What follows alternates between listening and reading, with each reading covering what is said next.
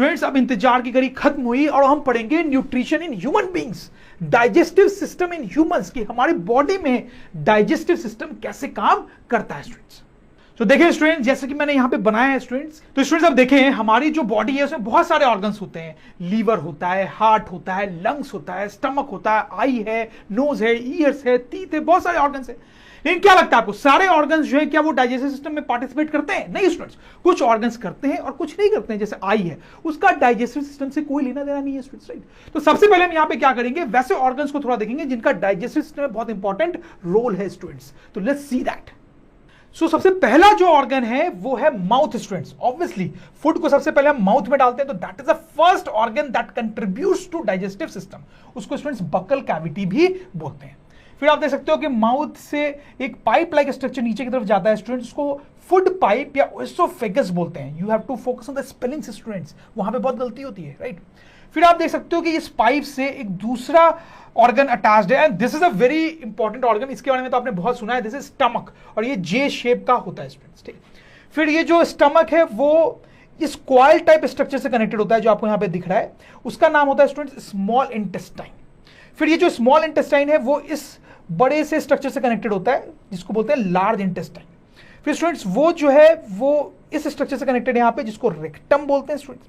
और फिर फाइनली यहां पे ये स्ट्रक्चर है जिसको एनस बोलते हैं। अब स्टूडेंट्स, जब हम टॉयलेट में जाते हैं तो वेस्ट मटेरियल अपनी बॉडी से बाहर निकालते हैं, तो ये एनस वही पार्ट है जहां से वेस्ट मटेरियल हमारी बॉडी से बाहर आता है, राइट स्टूडेंट्स। तो देखो स्टूडेंट्स, जब आप फूड खाते हो तो आप माउथ में डालते हो, फिर वो ओएसोफेगस से होते हुए से नीचे आता है, फिर वो स्टमक में जाता है, फिर स्टूडेंट्स वो स्मॉल इंटेस्टाइन में घुसता है, ठीक है, फिर उसमें से वो लार्ज इंटेस्टाइन में जाता है स्टूडेंट्स, ठीक। फिर आप देखो इस तरह से मूव करते हैं। तो स्टूडेंट, जब हम फूड खाते हैं तो उसका कुछ इस तरीके से पाथ होता है, वो इन ऑर्गन से गुजरता है। तो स्टूडेंट्स, ये जो पूरा का पूरा पाथ है जो मैंने आपको बताया यहां पे, उसको बोलते हैं गट या एलिमेंट्री कैनाल, ठीक है। तो गट बोलने का मतलब है या एलिमेंट्री कैनाल बोलने का मतलब है कि ये जो फूड का जो पूरा पाथ है उसकी बात हम कर रहे हैं। उसमें ये सारे इंपॉर्टेंट ऑर्गन्स आ गए डाइजेस्टिव सिस्टम के, और ये सारे ऑर्गन्स आपको बहुत अच्छे से याद होने चाहिए। तो स्टूडेंट्स, इन ऑर्गन्स रिलेटेड हम कुछ छोटी छोटी बातें और देखेंगे जो बड़ी इंटरेस्टिंग होगी स्टूडेंट्स। तो देखो मैं आपको बताता हूं, ये जो फूड पाइप है इससे फूड नीचे जाता है, लेकिन स्टूडेंट्स यहां पर एक और पाइप होती है जिसका नाम होता है विंड पाइप। तो देखो क्या होता है कि माउथ से सिर्फ फूड ही अंदर नहीं लेते हैं स्टूडेंट्स, माउथ से एयर भी अंदर जाती है। ऐसे तो आप सोच रहे हो कि एयर मेनली नोज से अंदर जाती है, वो ठीक है, लेकिन कुछ एयर माउथ से भी अंदर जाती है। दैट इज रेस्पिरेटरी सिस्टम, वो सांस लेने का पार्ट है, जो कि हम बाद में बहुत डिटेल में पढ़ेंगे, लेकिन थोड़ा सा मैं आपको बताना चाहता हूं, ठीक। तो माउथ से फूड और एयर दोनों अंदर जाता है। तो फूड को जाने के लिए ओएसोफेगस या फूड पाइप होती है, और एयर के अंदर जाने के लिए विंड पाइप होती है स्टूडेंट्स, ठीक है। तो अलग अलग पाइप होती है, और इसमें ये ध्यान में देने वाली बात है कि जो विंड पाइप होती है वो पहले होती है और फूड पाइप जो है पीछे होती है। कहने का मतलब स्टूडेंट्स कि आप मुझे यहाँ फ्रंट से देख रहे हो, तो मेरे गले से नीचे फूड पाइप और विंड पाइप दोनों जा रही है, ठीक है। लेकिन फ्रंट में कौन सी पाइप है, स्टूडेंट्स? फ्रंट में विंड पाइप है, और फूड पाइप जो है उसके पीछे है, पीछे में। I hope you understand this. तो हम लिख सकते हैं स्टूडेंट्स यहाँ पे food pipe is behind wind pipe, ठीक है। This is important point. यहां पर एक और इंपॉर्टेंट पॉइंट है स्टूडेंट्स, जिसमें कई बार आपको कंफ्यूजन आ सकता है, इसलिए मैं आपको खुद ही बता देता हूं। देखो यहां पे अगर मैं इसको जूम करूं स्टूडेंट्स, ठीक है, माउथ को, तो देखो जो फूड हम अंदर लेते हैं उसको फूड पाइप से जो पीछे है उससे ही नीचे आना है।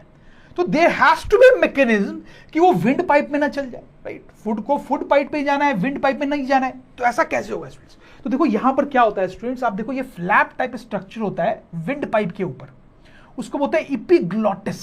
क्या बोलते हैं? इपिग्लॉटिस, ठीक है। वो इंश्योर करता है कि फूड जो है विंड पाइप में ना जा सके, फूड पाइप में ही जाए। आप देखो इस एनिमेशन को देखो, आपको क्लियर हो जाएगा क्या होता है। सो आपने देखा स्टूडेंट्स कैसे वो इपिग्लॉटिस जो है फूड को फूड पाइप में जाने के लिए मजबूर करता है, और wind pipe sort of close हो जाती है ताकि फूड उसमें न जा पाए स्टूडेंट्स, ठीक है। तो just a small point which you should keep in mind. Fine students, अब हम बात करते हैं स्मॉल इंटेस्टाइन की। ये बड़ा इंटरेस्टिंग ऑर्गन होता है स्टूडेंट्स। आप देखो ये कितना कंजेस्टेड है। क्यों इतना कंजेस्टेड है स्टूडेंट्स? ये इसलिए इतना कंजेस्टेड है क्योंकि पेट में, हमारे एब्डोमेन में जगह तो बहुत कम है स्टूडेंट्स, लेकिन ये बहुत लंबा होता है स्टूडेंट्स। कितना लंबा होता है students? It is around 6 metres long, लगभग 6 मीटर लॉन्ग होता है, उससे ज्यादा भी हो सकता है। तो स्टूडेंट्स आपको शायद समझ में नहीं आ रहा होगा कि 6 मीटर बहुत लंबी डिस्टेंस होती है। This is around the height of a 2 floor building. तो आप सोचो कितना लंबा होता है। तो आप सोच रहे होंगे स्टूडेंट्स कि ये हमारे बॉडी में फिट कैसे जाता है। ये ज़्यादा मोटा नहीं होता है, थिन होता है और बहुत क्वाइल्ड होता है, तो फिट आ जाता है और इसीलिए इतना कंजेस्टेड भी है स्टूडेंट्स, राइट। अच्छा, अब अगर हम ये जो लार्ज इंटेस्टाइन है इसके अराउंड उसकी बात करें स्टूडेंट्स, तो वो थोड़ा छोटा होता है। वो लगभग 1.5 मीटर के हाइट का होता है, तो वो आप देखिए थोड़ा छोटा होता है, ठीक है। अच्छा, अब स्टूडेंट्स आपको यहां पे हो सकता है एक और डाउट आए कि ये जो है ये इतना लंबा है लेकिन इसको स्मॉल इंटेस्टाइन बोल रहे हैं, और ये जो है ये ऑर्गन ये छोटा है उसको लार्ज इंटेस्टाइन बोल रहे हैं। तो उल्टा हो रहा है ना देखा जाए तो देखो स्टूडेंट्स शायद आप समझ रहे होंगे, इसको स्मॉल इंटेस्टाइन बोला जाता है क्योंकि इसकी जो विड्थ है वो कम है, और इसको लार्ज इंटेस्टाइन बोला जाता है क्योंकि इसकी विड्थ ज्यादा है। तो नाम है वो विड्थ को ध्यान में रख के दिया गया है, ना कि लेंथ को ध्यान में रख के। Small intestine is small because it is thin, large intestine is called large because it is wide. समझ रहे हो मेरी बात को। एक और इंटरेस्टिंग बात मैं आपको यहां पे बताता हूं स्टूडेंट्स। तो हमने देखा कि फूड यहां से आता है, फिर वो ट्रैवल करते करते करते फाइनली यहां से निकलता है। तो स्टूडेंट जब फूड यहां से निकलता है तो उसने पता है आपको टोटल यहां से यहां कितना डिस्टेंस ट्रैवल कर लिया है। तो ये जो गट है, ये जो पूरा एलिमेंट्री कनाल है स्टूडेंट्स, उसकी लेंथ कितनी हो गई 9 मीटर्स। तो इसमें आप सोच सकते हैं कि इसमें जो स्मॉल इंटेस्टाइन था उसकी लेंथ लगभग 6 मीटर थी, जो लार्ज इंटेस्टाइन था उसकी लेंथ लगभग 1.5 मीटर थी। तो वही मिलकर लगभग कितना हो गया 7.5। तो बाकी चीजें भी तो है, ये ओएसोफेगस है, माउथ है, रेक्टम है, एनस है, इन सबको पूरा को सबको हम ऐड करेंगे स्टूडेंट्स, तो जो गट है या एलिमेंट्री कनाल है ये पूरा, उसमें जो टोटल डिस्टेंस आ जाती है that is 9 metres, right students. तो ये बड़ा लंबा डिस्टेंस है स्टूडेंट्स, और फूड देखो आप कितना लंबा डिस्टेंस ट्रैवल करता है हमारे बॉडी में, mainly because of this large length of small intestine. अच्छा, एक और चीज आप यहां पे देखो स्टूडेंट्स, एक और छोटा सा ऑर्गन होता है, आप देखो उसका नाम होता है अपेंडिक्स। आपने इसके बारे में सुना होगा स्टूडेंट्स। ये भी टेक्निकली डाइजेस्टिव सिस्टम का ही एक पार्ट है, बट स्टूडेंट्स का कोई खास यूज होता नहीं है। ये एक ऐसा ऑर्गन है हमारी बॉडी में जिसका कोई यूज नहीं है स्टूडेंट्स। इनफैक्ट ये कभी कभी ट्रबल ही क्रिएट करता है। कभी कभी क्या होता है कि फूड जब पास कर रहा होता है अपने पास से, तो फूड का अगर कुछ पार्ट इसमें फंस जाता है स्टूडेंट्स, तो आपको बॉडी में बहुत पेन हो सकता है। इसलिए कई बार क्या होता है कि अगर किसी भी कारण से आपके पेट का कोई ऑपरेशन हो रहा है, तो डॉक्टर्स कई बार इस ऑर्गन को काट के हटा भी देते हैं ताकि वो फ्यूचर में कोई प्रॉब्लम क्रिएट ना कर सके, क्योंकि फायदा तो ऐसे भी कुछ उसका है नहीं। इनफैक्ट उसमें मैं बताऊं, मेरी सिस्टर के साथ भी अपेंडिक्स का ऑपरेशन हो चुका है, उसको ये प्रॉब्लम हुई थी। But anyways students, let's move ahead. तो ये तो बात हो गई स्टूडेंट्स बहुत सारे इन ऑर्गन्स की। अब कुछ और इंपॉर्टेंट चीजें हम यहां पे देखते हैं। पहला है स्टूडेंट्स पेरिस्टाल्टिक मूवमेंट। अब ये क्या है स्टूडेंट्स, ये क्या है? आप देखो, जो फूड हमने खाया वो इस फूड पाइप से होते हुए नीचे आता है। तो ये कैसे नीचे आता है इस पाइप से? That is what I want to tell you students. तो देखो, ये जो पाइप है ये कुछ इस टाइप की पाइप नहीं है कि एक पाइप ली हमने और कुछ डाला और सट से नीचे आ गया। ऐसा नहीं होता है, ये वैसी पाइप नहीं है स्टूडेंट्स। ये बहुत टाइट टाइप की पाइप होती है, ठीक है। फूड को इसके नीचे जाने में थोड़ा एफर्ट लगता है क्योंकि ये टाइट है पाइप, लूज नहीं है ऐसे। तो आप देखो, इस पाइप का मैं यहाँ पे बना रहा हूँ वापस से एनिमेशन। तो आप देखो किस तरीके से ये फूड जो है नीचे जा रहा है। आप देख पा रहे हो कि जो पाइप है उसमें कॉन्ट्रैक्शंस और एक्सपेंशंस हो रहे हैं। जैसे मैं आपको पॉज करके दिखाता हूँ। आप देखो यहाँ पे पॉज किया मैंने इसको, ठीक है। तो आप देखो यहाँ वाला जो पोर्शन है ट्यूब का वो कैसे कॉन्ट्रैक्टेड है और यहाँ वाला पोर्शन कैसे एक्सपैंड हुआ है, ठीक है। फिर अगर थोड़ी देर बाद का सीन देखेंगे तो आप देखो यहाँ पे जब फूड आया तो वापस से ये वाला पोर्शन जो है वो कॉन्ट्रैक्टेड है और ये जो है एक्सपैंडेड है। तो क्या होता है कि फूड को नीचे ले जाने के लिए ये जो पाइप है ये मसल की बनी होती है और वो मसल्स कॉन्ट्रैक्ट और एक्सपैंड करते रहते हैं। कॉन्ट्रैक्शन और एक्सपेंशन से वो फूड को नीचे पुश करते हैं तो फूड जो है वो नीचे की तरफ आता है स्टूडेंट्स। और यही जो मूवमेंट है या मसल्स का स्टूडेंट्स, उसको पेरिस्टाल्टिक मूवमेंट बोलते हैं। तो स्टूडेंट आपको समझ में आया कि कैसे फूड इस फूड पाइप से नीचे आता है, बाय पेरिस्टाल्टिक मूवमेंट। और स्टूडेंट बता दूं, सिर्फ इस पाइप से ही ऐसे नीचे नहीं आता है, बल्कि पूरे गट से जब फूड ट्रैवल करता है तो पेरिस्टाल्टिक मूवमेंट के कारण ही मूव करता है। जब ये स्टमक से भी क्रॉस करता है तो स्टमक के मसल्स भी कॉन्ट्रैक्ट और एक्सपैंड करते हैं ताकि फूड जो है वो आगे की तरफ बढ़े। और स्टूडेंट्स खासकर आप इंटेस्टाइन में समझ पाएंगे, क्योंकि इंटेस्टाइन में ट्यूब लाइक स्ट्रक्चर है कि इस इंटेस्टाइन में भी जब फूड आगे की तरफ मूव करता है स्टूडेंट्स, तो उसके वॉल्स के जो मसल्स हैं वो कॉन्ट्रैक्ट और एक्सपैंड करते हैं उसको आगे ले जाने के लिए। वैसा ही लार्ज इंटेस्टाइन में भी होता है। तो स्टूडेंट्स पूरे गट में फूड का मूवमेंट कैसे होता है? पेरिस्टाल्टिक मूवमेंट से। उसके बारे में मैं यहां लिख भी देता हूं, विच यू कैन रीड। तो स्टूडेंट्स कई बार कुछ बच्चे जो बहुत सोचते हैं उनको एक डाउट आता है यहाँ पे, वो ये सोचते हैं कि ये जो पेरिस्टाल्टिक मूवमेंट है वो ऐसा क्यों बनाया भगवान ने। भगवान सिंपली ये काम भी तो कर सकता था ना कि ये जो पाइप है ओसोफेगस उसको सिंपल से बना देता, हम कुछ भी खाते वो नीचे गिर जाता सीधे सीधे, राइट स्टूडेंट्स। लेकिन भगवान ने ऐसा क्यों नहीं किया? क्योंकि स्टूडेंट्स भगवान अगर ऐसा करते तो बड़ी प्रॉब्लम हो जाती। क्या प्रॉब्लम हो जाती स्टूडेंट्स? देखो आप हमेशा खड़े रहो ऐसा तो जरूरी नहीं है। सपोज करो आपने कुछ खाया और जस्ट खाने के बाद आप ऐसे लेट गए, ठीक, तो अगर ग्रेविटी से ही फूड को नीचे जाना होता तो फिर स्टूडेंट्स इस केस में जब आप लेटे हो तब तो फूड आगे जा ही नहीं पाता, विंड पाइप से नहीं जा पाता ना स्टूडेंट, तो फूड आगे जा ही नहीं पाता ओसोफेगस से। तो अगर पेरिस्टाल्टिक मूवमेंट है स्टूडेंट तो आप सोच सकते हो कि आप जब लेटे हो तो भी वो पेरिस्टाल्टिक मूवमेंट होगा और फूड जो है वो आगे की जाएगा। फूड जो है वो ग्रेविटी पे डिपेंडेंट नहीं होगा। इनफैक्ट स्टूडेंट्स आप सोच के देखो, अगर आप उल्टे भी लटके हुए हो इस तरीके से और आप कुछ खाते हो तो उस केस में भी इस पेरिस्टाल्टिक मूवमेंट के कारण फूड जो है वो सही डायरेक्शन में जाने लगेगा student. That's why peristaltic movement is actually very important और भगवान ने बड़े सोच के इस मूवमेंट को बनाया हमारी बॉडी में। अब नेक्स्ट इंपॉर्टेंट चीज है स्पिंक्टर्स। अब ये क्या होते हैं स्टूडेंट्स? देखो मैं आपको समझाता हूं। जैसे आप यहां पर देखो, एनएस पे देखो, ठीक है, तो यहां से वेस्ट मटेरियल निकलता है जब हम बाथरूम में जाते हैं। लेकिन स्टूडेंट्स वो वेस्ट मटेरियल हर टाइम नहीं निकलता है। जब हम बाथरूम में जाते हैं और हमें पता होता है कि अब ये वेस्ट मटेरियल हमें निकालना है तभी निकलता है स्टूडेंट्स।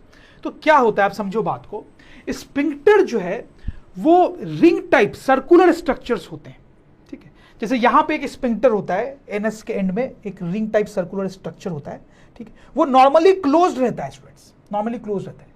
जब वो ओपन होगा तभी फ्लो बाहर की तरफ आएगा। जब तक वो क्लोज्ड है तब तक कोई भी चीज बाहर नहीं आ सकती।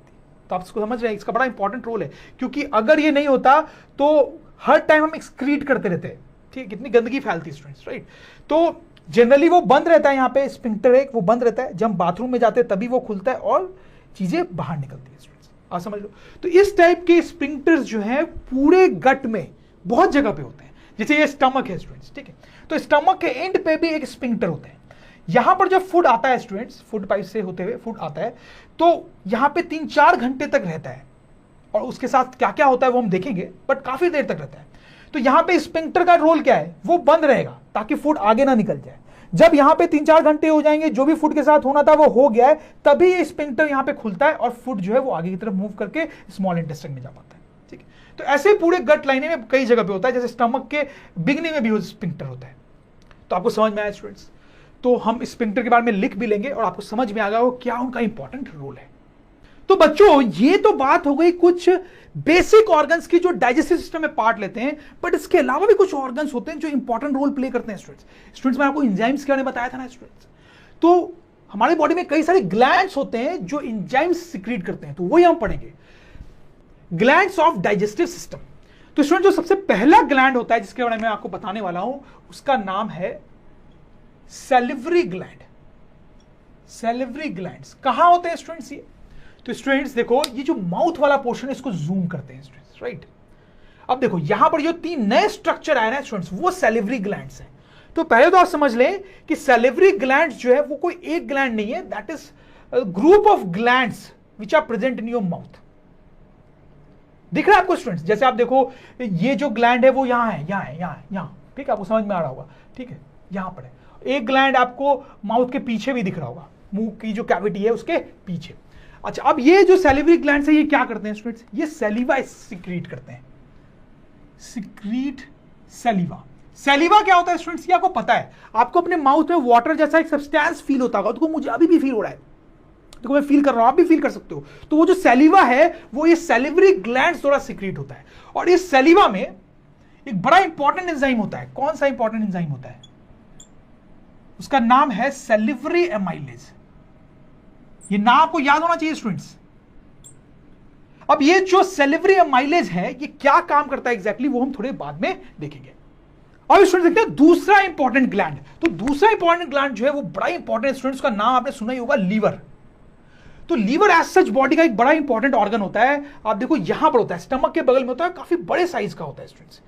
तो ये जो लीवर है ये एक जूसी सब्सटेंस सिक्रीट करता है जिसका नाम होता है बाइल। तो सिक्रीट्स ग्रीनिश येलो बाइल।